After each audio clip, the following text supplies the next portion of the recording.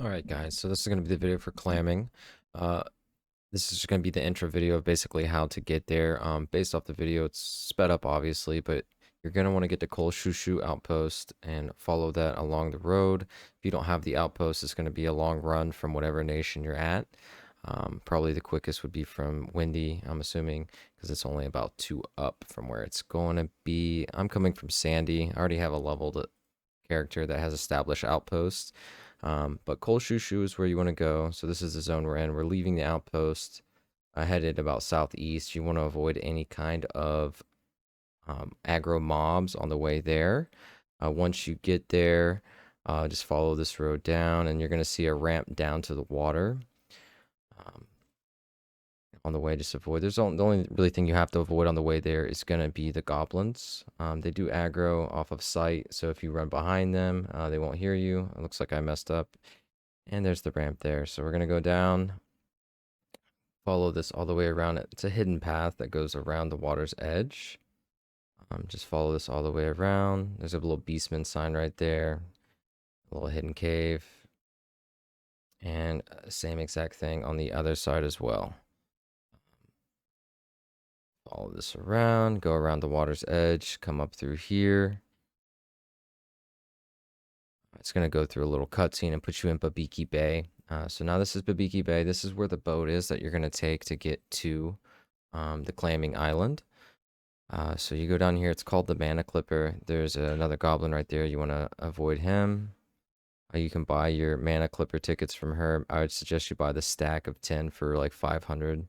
You can see here the Mana Clipper multi-license. It's right there at the top left. You're going to want to wait for a specific boat. As you can see, it says Damal Rock. That's not where you want to go. That's a fishing charter. You want to wait here until you see, I think it's like Parogu Island or something. So you're just going to wait. It's going to take a second here for that to go through. So if you do have fishing, like I'm showing here, you can fish as you wait. I don't have a high enough fishing to actually get anything done here. Based off of your fishing and your rod and your bait, you could fish up something here. I do try multiple attempts. Unlucky, don't get anything, but like a rusty cap or something like that. So you just do this for a while until the ship gets here, and we'll fast forward and get that going. All right, now that the boat is coming up, it normally takes like 10 minutes for each boat to come by, so there is a lot of waiting involved. As you can see, the Mana Clipper's coming in. You can see on my text string, it's for Purgo Isles. It said it'll arrive here in 2 minutes. We're going to get on here with this other friendly Mithra named Climax, some random. She's going to be here to fish. You'll see that here in a second. Obviously, I did this while I'm streaming. That's why you can see me sped up in real time on the left there. So you're going to go ahead and wait for this boat to leave. Once this boat heads out, you'll be riding it all the way to the island and then getting off there. All right, now that we're on the boat, you can see people are going to be fishing here. Like Climax says, she's going to be fishing up like 10,000 gil dollars at a time through each high level end fish. We don't have the skill to do that. You might. I'm not sure how long you've been fishing or if you've even been on this boat before, but this is like a charter fishing boat that high level fishermen ride back and forth, but that's not the purpose we're using it for today. We're going to be riding it so we can go and clam and make some gil at any level. No requirement, no skill ups, and that's what we're headed to do. So now as we arrive, you're going to get a little quick cut scene. You just want to get off the docks and go straight to your left, and the Mithra closest to you, you'll see everyone talking to. That's who you're going to want to talk to. She's going to ask you if you're interested in clamming. You're going to give her $500. She's going to give you a bucket. It has a weight of 50. You're going to run over here to a circle of people that are clamming. Press F10. It'll automatically select the spot on the ground. As you can see on the right, there's a weight system. Each item has a specific weight attached to it. I'll have a link in the description describing each item and their weight and the money that they're worth. It's a little different on this server because this is Horizon. It's not, retail. So there is a little nuances when it comes to auction house pricing and how things are listed. But the vendor pricing all is the same. So with that being said, the only thing that really changes is the items that you keep and then the items that you sell to the NPC. The items that you keep are going to be shell shells, oxbloods, high quality pugil scales, coral fragments, logs, except maple, nembinoites, and Vongala clams. Everything else you're going to be vendoring to the NPC that's just behind the bushes directly to our west. And you'll get to see all that here in the next segment. So as you can see, the video has been, you know, further along, and it's the next day. I've woken up and I am still clamming. Gonna do like a full 5 hours today, but it's gonna be broken down and sped up. As you can see, the T clam counter is already at 6. So we've been doing it a little bit before. I didn't record all of it here. I just wanted to give you kind of a roundabout of how it works. So as you can see, the weight on the side there, we're gonna be using an add-on called Clammy.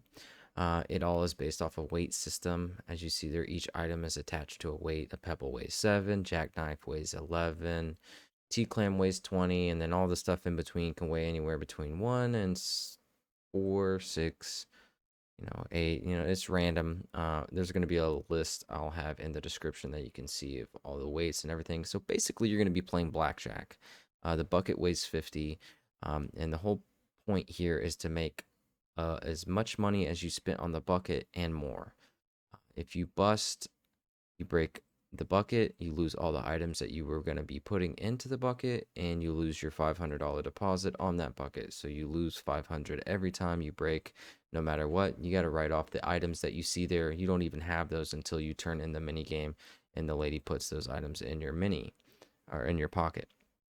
After each run, you have to talk to her again to get another bucket to keep clamming. If you don't grab a bucket and try to clam at the spot, nothing will happen. It'll just say it looks like a bunch of broken seashells. So you're going to do this over and over and over. It is monotonous, but it is money. So, and you don't need any kind of skill to do this. As you can see, this is later on in the day. As you can tell by my counters on the left of my stream, on top of my camera, I do have one oxblood found, which is 19,000 to 20,000 on the auction house right now. 12 tropical clams, which is 5.1k per, plus all the other random items you get along the way. Also, you can see I upgraded the add-on I was using based off of one of my link shell members. Told me to use this one because it shows you your average gil per hour. I didn't start this until later on, so it's not going to be accurate compared to um, the entire run, because I used it towards the better end of the run and not from the very beginning towards the end. But you can see my money at the bottom. From when we started, I was at 26k, and now we're just hovering over around 40 something, and that's just selling trash. Um, but you can see there a little bit more detailed exactly how that clamming system and add-on works, and how much money I've already made just from oxblood and T-clams and the NPC vendor. So here, this is going to be my last run, and then I'm going to be vendoring all my stuff. This is the trash vendor you sell to here. She's going to be in the back, hidden behind this bushes, selling off all the trash to her. And you can see the money, how it goes up just from selling the vendors.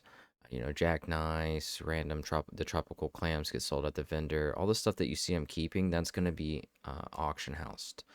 So sell this, sell that, get rid of all of these things, and just watch the gil go up. So this is a great way, like I said, just making very monotonous gil without any kind of skill up, and you can do this at level 1. So running back to the Juno through my warp, gonna go down here and just start putting everything up in the auction house. And based off of this run and everything I did, I made around 200k after I sold everything on the auction house.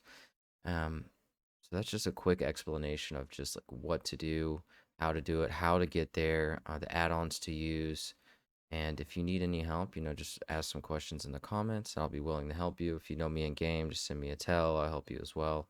And just drop by my Twitch at Twitch TV at 2lit2quit_. And I'm normally live every day and playing this game. So if you have any questions, just stop on by and I'll answer them all for you.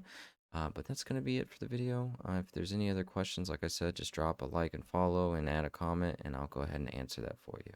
Thank you, and have a great rest of your night or day.